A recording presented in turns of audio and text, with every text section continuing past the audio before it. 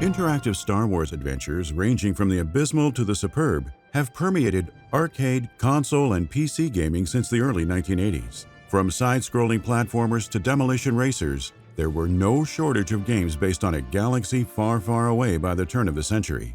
LucasArts, to little success, even dabbled in a fair few real-time strategy endeavors, none of which held a candle to 2006's acclaimed Star Wars: Empire at War.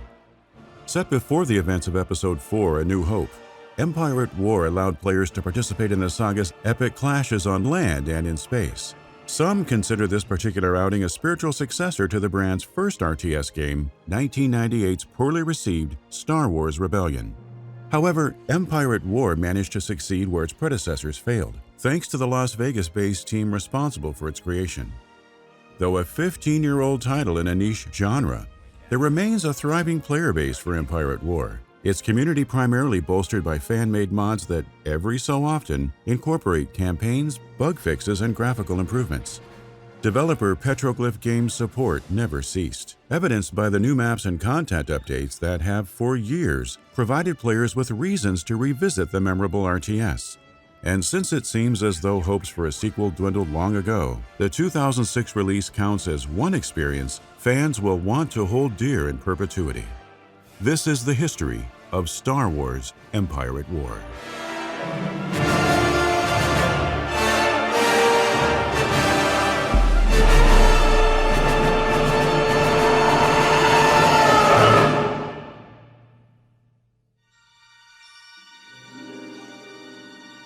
Established in 1985 as Westwood Associates by Lewis Castle and Brett Sperry, Westwood Studios made a name for itself in the PC gaming space with a series of popular role-playing and real-time strategy ventures. RTS franchise Command & Conquer represented the crown jewel of Westwood's original properties, quickly catapulting the studio into the stratosphere. The brand proved so valuable that Electronic Arts jumped at the chance to acquire Westwood in 1998 for a sum of nearly $200 million when adjusted for inflation. EA's and Westwood's publisher-developer relationship only lasted a few short years, though. Early in 2003, fresh on the heels of lower-than-expected sales for Command & Conquer Renegade, EA merged its Los Angeles and Las Vegas offices and, in turn, shuttered Westwood.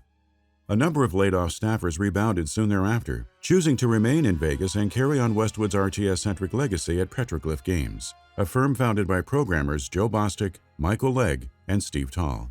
Despite hopes that the Vegas area's attractions and relatively lower cost of living would lure in new talent, the crew aimed to employ no more than 30 staff members in an effort to emphasize quality over quantity. Petroglyph stepped into the limelight during E3 2003, then spent its nascent days of operation meeting with publishers, setting up technology, and organizing the company offices. It didn't take long for the former Command & Conquer developers to secure a contract with a big-name publisher for an equally significant brand.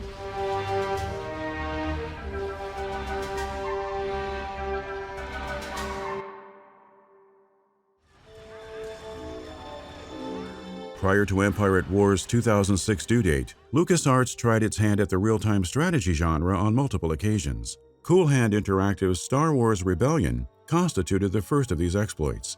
The game launched in 1998 to generally mediocre review scores, with some critics pondering why LucasArts would associate its flagship IP with such a low-quality product. LucasArts and Ronin Entertainment's Star Wars Force Commander didn't fare any better upon its rollout in March 2000. As the second RTS entry for the spacefaring franchise, Force Commander suffered an identity crisis, beginning as a 2D strategy game before an overhaul involving Ronin's proprietary 3D engine entered the picture. The implementation of techno remixes to John Williams' beloved Star Wars score only exacerbated the project's myriad other errors, which notoriously included a buggy release. Thus, in the lead-up to the likes of BioWare's Knights of the Old Republic and Pandemic Studios' Battlefront, numerous LucasArts-sanctioned Star Wars games of the early aughts ran rampant with quality issues, which the publisher itself acknowledged in a 2002 statement. Needless to say, Petroglyph developers had their work cut out for them when their turn at bat came around. Empire at War, as a basic concept, initially entered the public consciousness several months ahead of its official reveal. LucasArts president at the time, Jim Ward, teased the project in a 2004 Reuters interview, mentioning a new Petroglyph-developed Star Wars RTS that would land on PC the following year. Unable to offer concrete details, Ward promised a genre-defining title boasting a balance of gameplay catered to hardcore RTS players and the broader audience familiar with Star Wars. For its part, a page on the Petroglyph website simply made note of an amazing product the team could not wait to publicly showcase. Countless fans would eventually come to consider amazing far too humble of a description. Chewie, warm up the Falcon.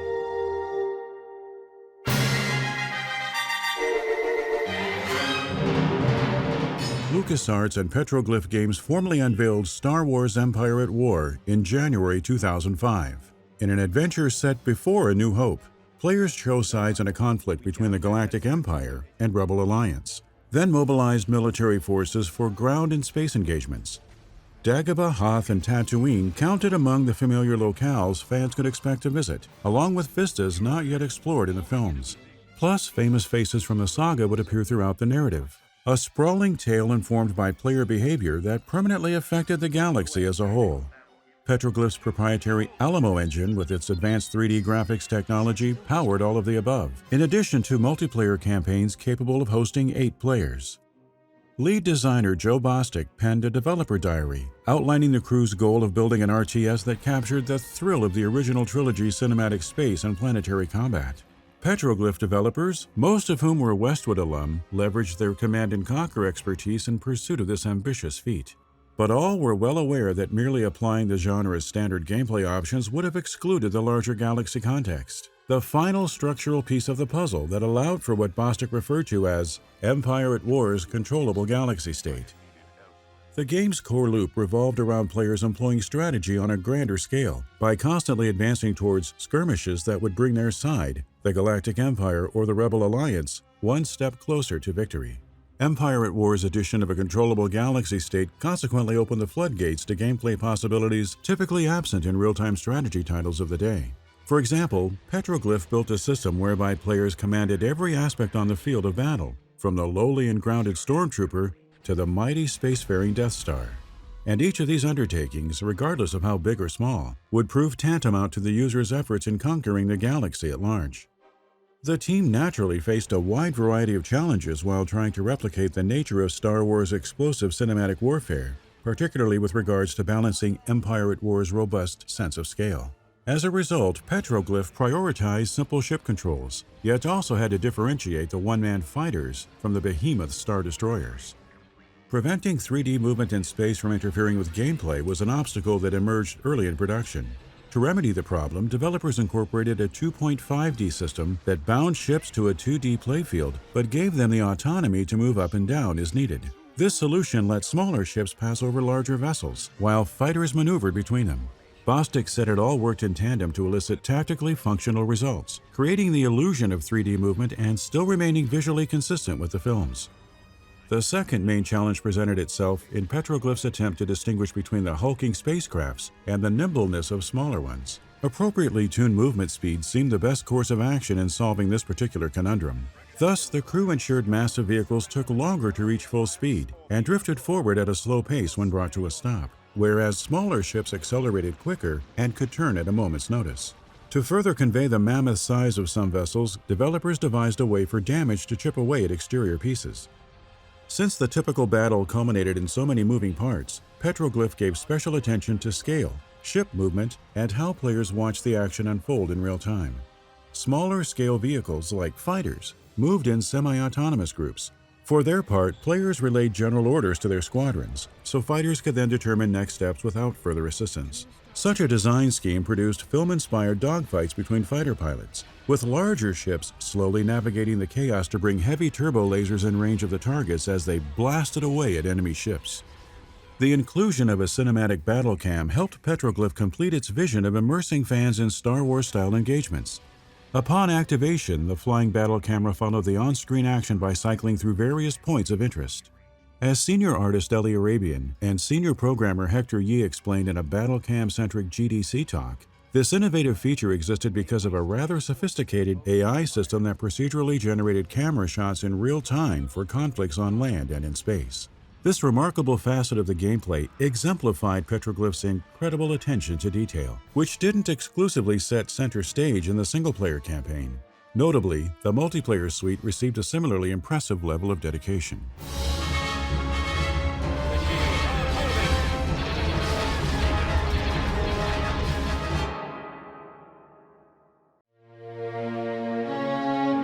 The online component that supplemented Empire at War's solo offering boasted two distinct game modes, Galactic Conquest and Skirmish. Galactic Conquest acted as the two-player option, pitting an attacker and a defender against one another in a showdown to gain control of the galaxy.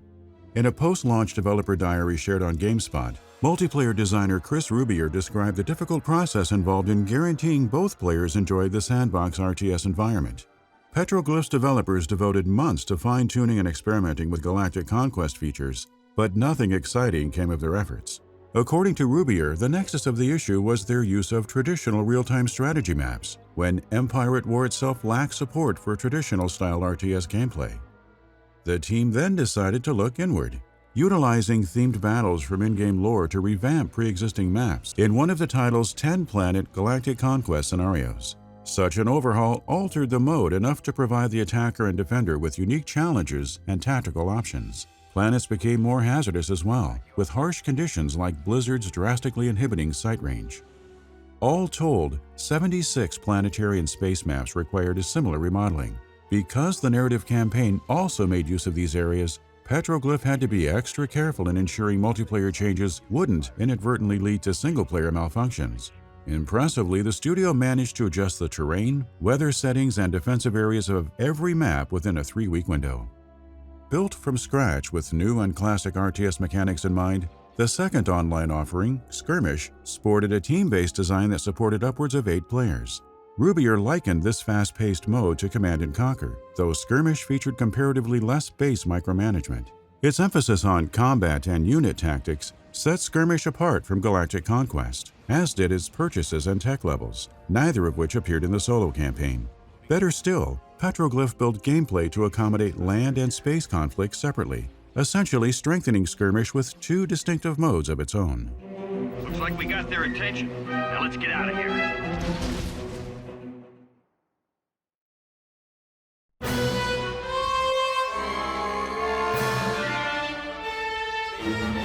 Of course, the action and visuals account for only a fraction of the conventional Star Wars experience. To many a fan, sound has long carried just as much weight in the franchise as its on-screen effects. Bearing that in mind, Petroglyph audio director Frank Klepacki pushed for remaining as faithful as possible to every aspect of the film saga's audio design. None of Klepacki's prior work in the genre took advantage of surround sound. However, he believed Empire at War demanded full EAX surround sound to immerse players in everything from weather changes and idle vehicle movements to fighter flybys and ambient environmental noises. The audio director's efforts also extended to the implementation of signature Star Wars sounds, which Klepacki enhanced with original elements for the sake of variety. Interestingly, creature noises, alongside force and special ability effects, constituted but a handful of the original sounds fashioned by Klepacki. His personal touches to the soundscape weren't created in a vacuum either. The developer cited renowned Star Wars sound designer Ben Burtt as an inspiration, and even tried emulating the industry veteran's style in some cases. Naturally, John Williams' original trilogy score proved just as integral to setting the musical tone. In emulating Williams, Klepacki mimicked the hallmark reverbs and sweeping orchestral compositions, managing to imbue every environment with its own music. Special in-game sequences received unique themes as well. It all worked in tandem, delivering a beautiful musical homage befitting the franchise. To truly establish Empire at War's audio as a cut above the rest, the audio director proposed recording dialogue reactions from units during battle scenarios. The idea stemmed from the thought that fellow fighters should communicate upon spotting enemy forces and engage in crosstalk during dogfights. Klepacki thus turned to Petroglyph president and co-founder Mike Legg to program an audio engine that allowed select units to interact with one another. And in a concerted attempt to avoid repetition, LucasArts' William Beckman devised the idea of integrating 2 times as many unit responses as any other RTS title on the market. Evidently, these efforts weren't for naught. We have engaged Callus, but he managed to escape.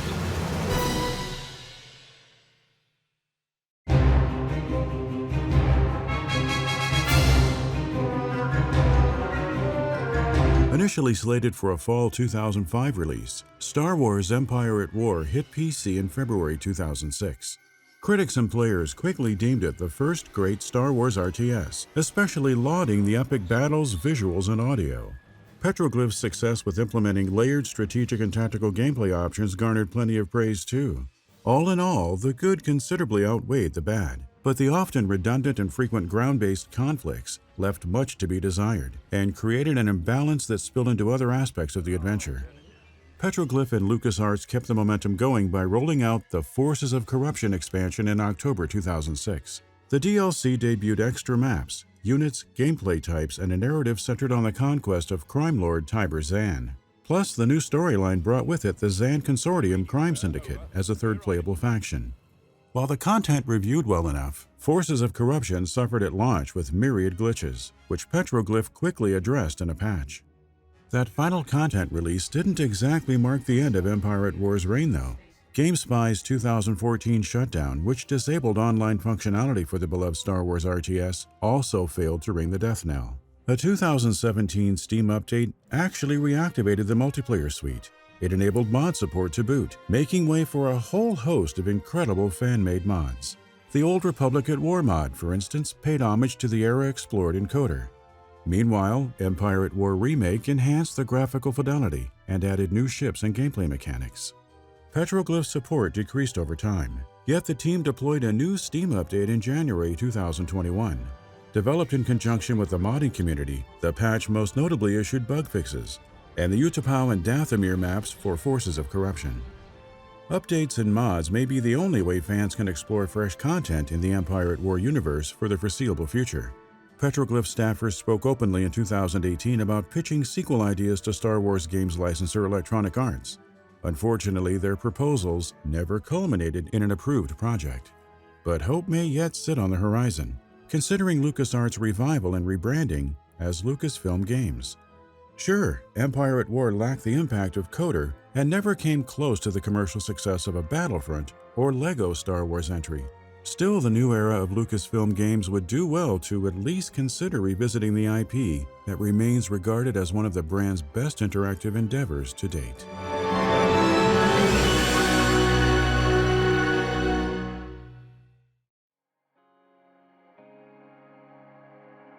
Thank you for watching. We'd like to take this time to thank, by name, the generous patrons who have pledged to our Hall of Fame reward tier: Fernando Lopez Ojeda, and those currently subscribed to our producer reward tier: Darirap Sigurdsson, GetWrecked.com, Lame Game Man, Milkshake, Schizo Lingvo. If you enjoy our content, please consider subscribing to our channel and backing us on Patreon.